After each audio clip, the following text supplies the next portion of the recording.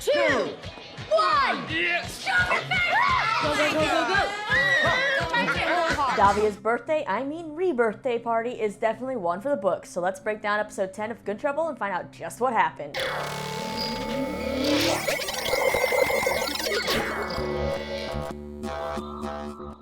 What's up, you lovely people? Lisa here, and I gotta say, this week's episode of Good Trouble was actually a really fun one. It was kind of nice to see everybody together. You throw in Brandon in the mix, and it was kind of just exactly what I needed from the show at this time. You know, sometimes dealing with these tough situations on this show, they can be really heavy, but this time we had, you know, the chance to use some of this funness of the party and the craziness to have some of our characters realize some pretty big things that could be life-changing. So I thought it was a nice balance and a good way to kind of confront some of these things. So let's just go ahead and dive into this episode. So this episode revolves around Davia's 25th birthday. Now she's of course making sure everyone knows it's her special day, and she calls it her rebirth day because she's ready to rebirth herself, make some changes in her life. So she sets up this bar crawl, scavenger hunt kind of thing full of trivia. Yes, that's trivia about Davia. And to make the party more fun, she requires everyone to bring a +1,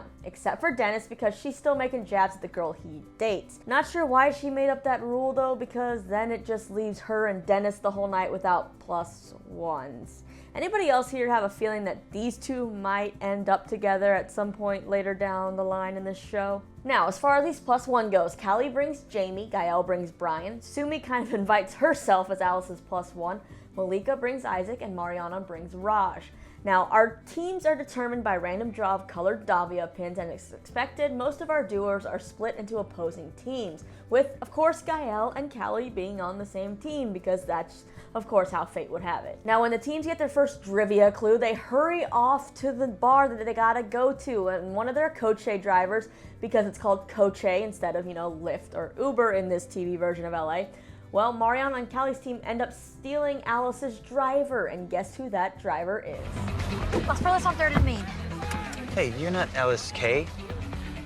Brandon? Hey, this is our car! Yep, Brandon is now driving Coach, and he kind of dodges the questions of why he's doing it, and even tells Mariana and Callie to not say anything to Jamie about it, and he kind of hides from Jamie when he sees him standing on the sidewalk outside of these bars. So what has Brandon been up to? Well, we find out when he ends up bonding with our oldest coterie resident, Dennis. Now, when Dennis needs a break from all the Davia extravaganza, he asks Brandon to drive him around a block a few times. So Brandon's been driving Coach because even though he's got a master's in film composition, it doesn't necessarily mean that he has a job. So he started driving because he didn't want to ask Eliza for money because she wants him to kind of stay at home and focus on writing music. Brandon, though, wants to take a master class with Hans Zimmer, so he's been driving to get some extra cash. And Dennis then asks Brandon, if the roles were reversed and you were the breadwinner and your wife asked you for money for a class, how would you act? And it kind of makes Brandon stop and think. Well, no, we discuss it. As equals. As what's mine is yours and yours is mine. And that would be if you're the one providing. You know what that makes you?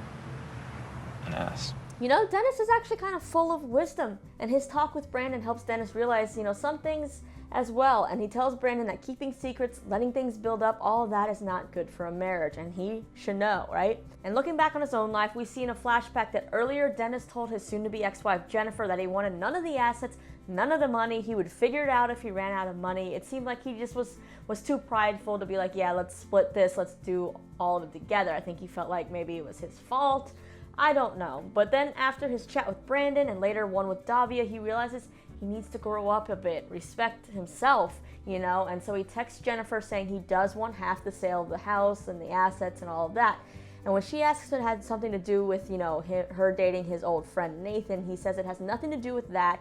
It has to do with him respecting himself, so she tells him to call her the lawyer. For Brandon, he finally does tell Callie at the end of the night about the situation. She tells Brandon that, you know, he's always been the caretaker, and she sees that it's hard for him to not be, and that he has to realize that he probably takes care of Eliza in a bunch of other ways that are more important than asking for some money for a class or something like that. Brandon's also not sure how to explain why he wants to drive for Coach, and when he says he does it because Eliza travels a lot and he gets lonely and he likes to talk to people, Callie's just kind of like, Tell her exactly that. She'll understand. And of course, nothing heals the soul like a good family talk, and they hug, and of course, Callie tells Brandon to not be a stranger, that he can hang out with them whenever he wants, and that he's not bugging them.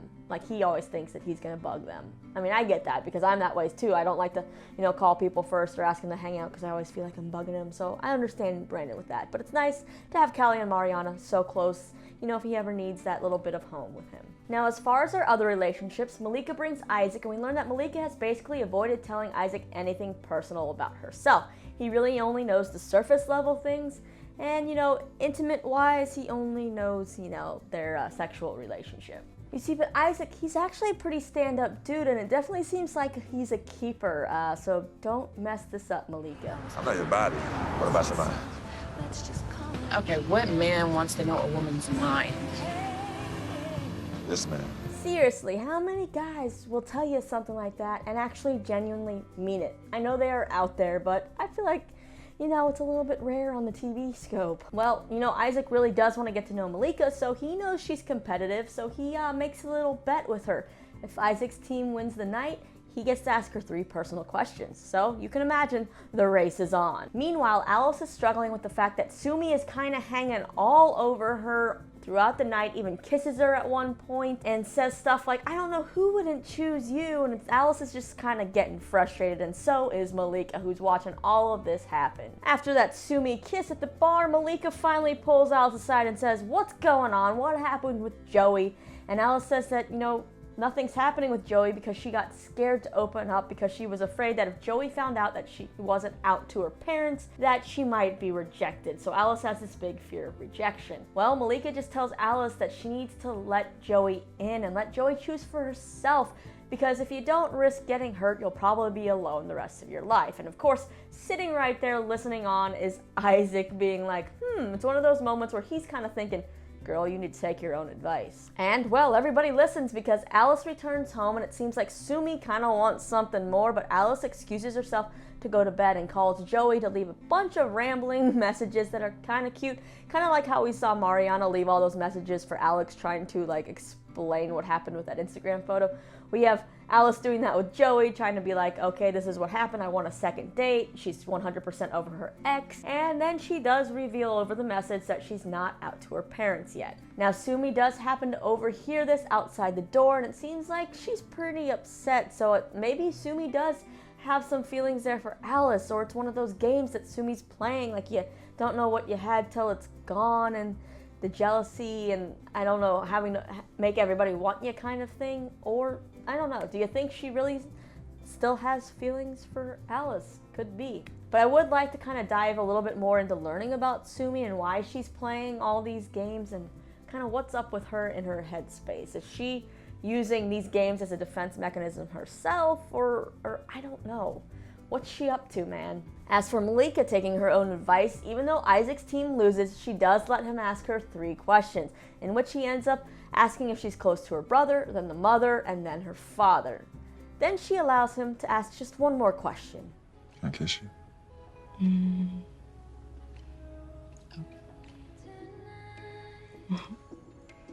So, the crazy party night proved to be very helpful for Alice and Malika to realize what they want and to start kind of opening themselves up or chipping away at those walls they put up for protection for a chance at love. Now, for Mariana, Alex and Sam have been making fun of her and Raj at work like you do kind of in middle school, and they're trying to give Mariana and Raj a ship name and all of this and just kind of taunting them. They're also icing Raj out as Sam and Alex post pictures hanging out with top gamers and stuff to make him jealous. So at the end of this entire night, Mariana and Raj take a selfie to post it along with their fun ship name Mirage to try to make Alex and Sam jealous, even though we kind of know it's just going to fuel those dating rumors even more, sadly. And while it seems like there could possibly be some feelings, mutual feelings, it seems like Raj still does like Mariana in more than a friend way, but he's settling for being friends. Kind of looked like a little bit like Mariana was thinking maybe about Raj a different way, but these two are currently deciding to keep things platonic. Hey, some of the best relationships start up as friendships, right? But it's never usually a good idea to date your coworker, so we'll see how this relationship goes. I kind of do just want them to be friends, though. Then we have our giant love square of Callie, Jamie, Gael, and Brian. You see, Jamie learns from talking to Brian and figuring out who he is that he and Gael are an item. So Jamie asks Callie why she never said anything about Gael, but they're interrupted before she can answer. She later answers, she didn't tell him about Gael because it wasn't relevant to who they are now, as in Jamie and Callie, where they are in their relationship and what they are. Now, in one of Davia's challenges is for them all to kiss someone they've never kissed before or a stranger, Brian decides to make things interesting by kissing Callie, which of course pisses off Gael because he thinks this is just a game on Brian's part, and he storms out. Then all of this also makes Jamie ask Callie what exactly they are, because while he loves being her friend with benefits and giving her legal advice, he wants something more. So Callie thinks on this, and after talking with Brandon, she ends up running into Gael on the roof, and she apologizes to him for everything, for making this about her and making him feel like he was being used. And then she says, they never really actually got to know each other than kind of the sex portion, So she proposes that they actually get to know each other as friends, to which Gael says that he would like that. She then texts Jamie and says that she kind of wants to be more than friends with benefits. And Jamie's all like, thumbs up, dude. Now as for Gael and Brian's waiting for Gael in his apartment and finally admits to overhearing Callie and Gael's fight when she broke up with him, and he asked Gael if Callie hadn't broken up with him, if Gael still would have chosen him. Well, Gael says he doesn't want to play that what-if game, and he also doesn't regret choosing Brian. So if Brian can't trust that, then this relationship isn't going to work. And well, it seems like Brian, he's going to trust that, at least for now. Lastly, we have Davia, who spends this whole episode riding a roller coaster of emotions. She's super stoked it's her birthday, but then she keeps talking to Dennis about Jeff and how she's done with him, but also then it's like, why hasn't he texted me for my birthday? He knows how important this is. If we're friends, he would at least text, right? Well, Dennis keeps trying to tell Davia that she's better off. Towards the end of the night, the truth comes out. You see, Davia caves in and texts Jeff, and she learns that Jeff did fly into town to surprise her for her birthday, but before he could, he ran into Dennis, and we all know how Dennis feels about Jeff, and he really let it show. Now, Davia is pissed at Dennis for ruining her birthday because she just thinks that Dennis punched Jeff, but Dennis explains the whole thing and said that he did punch Jeff, but after that, he told Jeff that if Jeff couldn't give Davia everything she needs, then he should leave, and well, Jeff did leave. What do you know about love and self-respect? You hate yourself, Dennis.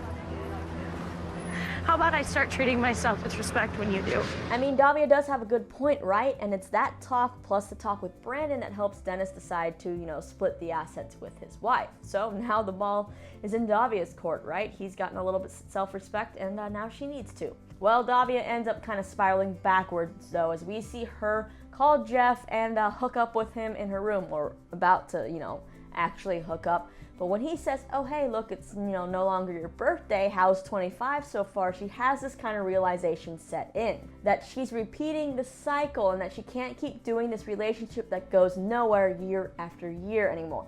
So she finally stops Jeff and tells him to go. But then he pulls his card out of his sleeve and he says to Davia, what if I told you I'm leaving my wife? And of course, that's where the episode ends, and it kind of leaves you yelling at your screen like, don't you fall for that trap, Davia. You are better than that. Don't do it. Now, even if Jeff was telling the truth, Jeff's treated you like crap, and he knows exactly what to say to keep you under his spell. And even if he wasn't using it to keep you under his spell, and he was separating from his wife, you've already learned he's a douchebag. Don't trust this dude. So I'm just hoping Davia tells him to pack up and leave, because we all know she deserves better than that. But that is basically the end of this episode. So essentially, we have Callie and Gael deciding to be friends, and her and Jamie taking things to the next step, Mariana and Raj strengthening their friendship, we have Malika and Alice finally putting themselves out there for love, and Dennis and Davia gaining back some of their self-respect. Our kids, they grow up so fast, don't they? I'm just kidding. But this episode, it had some pretty funny moments as well. I mean, Mariana trying to climb on Raj's shoulders to steal a disco ball is pretty funny. And then we were also treated to this golden moment.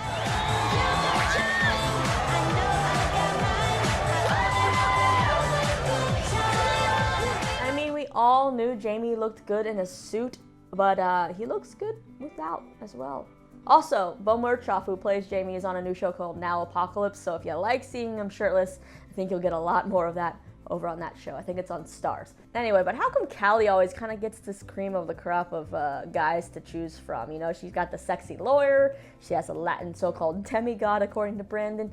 I mean, you know, she always says she has a hard life, but I mean, her options right now are way better than mine. Anyway, let's just go ahead and look at the promo for the next episode, which sees the return of the moms. Mom gave an opinion during an interview that contradicted mine. And her campaign manager, Cindy, flipped out. Run for president for all I care. You can do it with Cindy. She can be your partner because I am out. Okay, Good Trouble, why are you doing this to us? I hate it when Steph and Lena fight, and this seems like a pretty big fight. You never mix politics and love, right? And this kind of scene reminds me a little of the fight that Beth and Randall had over on the show This Is Us, if you watched that, during his campaign, when Beth didn't agree with, you know, Randall's campaign manager. I guess that ended up working out, sort of, so fingers crossed that this drama with the moms gets resolved, because I hate when they fight, and I don't know if I trust Callie and Mariana to help them work this out. But we shall see. And with that, I wrap up this week's recap of Good Trouble. So, what were your favorite moments? Were you happy to see Brandon back? Do you think Callie and Gael and Mariana and Raj will be able to be just friends? And what do you think happened with Davia and Jeff? Sound off down below, and then after that, don't forget to hit that subscribe button if you haven't yet, and check out more of my videos right over here, because I'm going to be making a lot more. I'm Lisa, thanks so much for hanging out with me, and I'll see you again next time.